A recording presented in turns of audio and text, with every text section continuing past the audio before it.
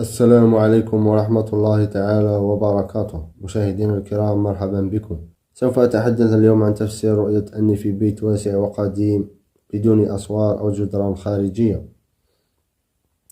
رؤية أنك في بيت قديم وواسع وبدون جدران خارجية هي رؤية سيئة، وسواء كنت رجل أو امرأة، متزوج أو غير متزوج. رؤية المطلقين، وسواء كانوا رجال أو نساء، أنهم في بيت أو منزل واسع وقديم وبدون أسوار خارجية أو جدران خارجية، تدل على مرحلة سيئة سيكونون فيها، مرحلة سيئة نفسيا سيكونون فيها بسبب الطلاق. رؤية الأرامل، وسواء كانوا رجال أو نساء، أنهم في بيت واسع أو منزل واسع وقديم وبدون أسوار أو بدون جدران خارجية، تدل على مرحلة سيئة سيكونون فيها بسبب وفاة الزوج أو الزوجة.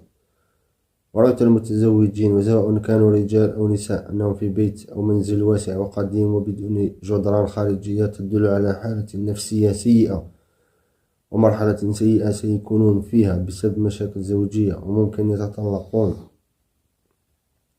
ورؤية الأشخاص غير المتزوجين، وسواء كانوا رجال أو نساء، أنهم في بيت أو منزل واسع وقديم وبدون جدران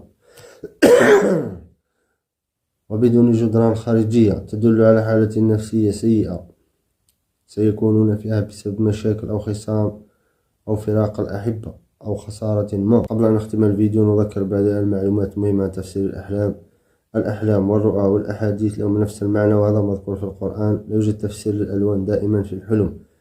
لا يوجد فرق بين المتزوجين وغير المتزوجين ما عدا في بعض الأحلام. كل الأوقات التي ترى فيها الحلم يتحقق الحلم، ولا يوجد فرق بين وقت الفجر ووقت العصر. لا يستطيع الشيطان أن يصنع حلما في عقل الإنسان. هنا نصل إلى نهاية الفيديو. السلام عليكم ورحمة الله تعالى وبركاته.